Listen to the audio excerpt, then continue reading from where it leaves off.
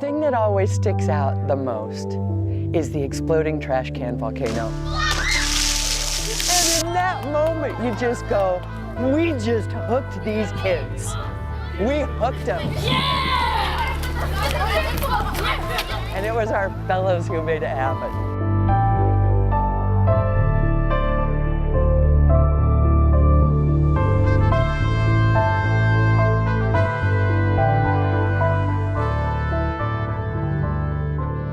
We need more students to pursue math and science in school, and that we know that as a country we'll have a shortage of trained scientists and engineers in the future, and this is a program that can help to kind of motivate or excite those students to pursue those fields later on.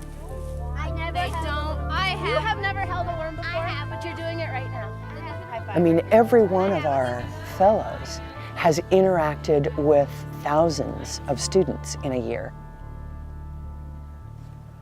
What effect does that have?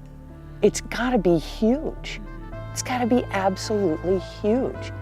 And to think of now that program coming to an end and not having access to these amazing young scientists is a real tragedy. Thank you so much. Good job. We were scientists. Give her a hand.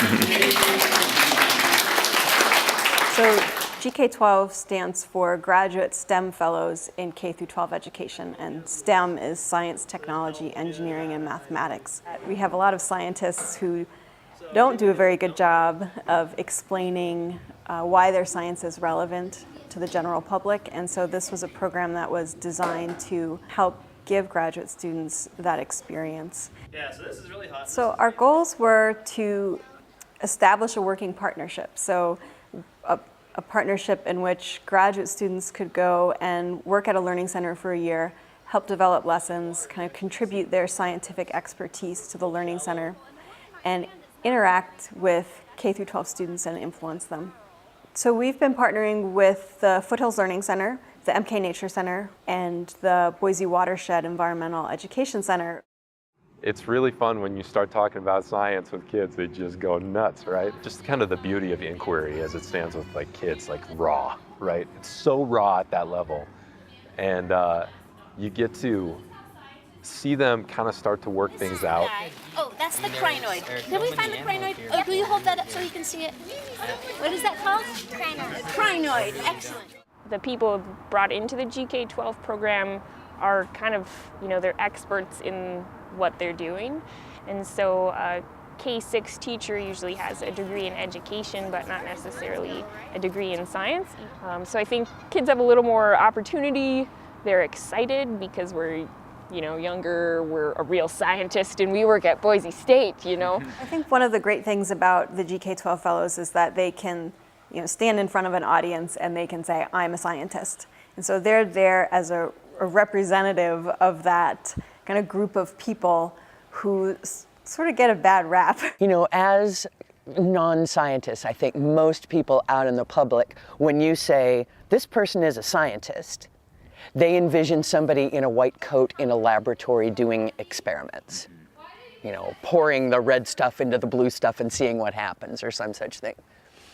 And so what the kids and the community in general got was a whole new picture of what a scientist looks like. You're helping to break down that stereotype, and you're also showing students that science is fun, right? So science can be done in ways that the students may never have thought about, right? So going and observing what raptors are doing, or looking at stream flow, or any number of things that they might not have thought about. Oh, that's science.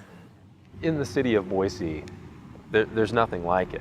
I mean, to have that kind of connection to somebody that's that deep into research but can connect with you and your kids, I mean, that's incredible.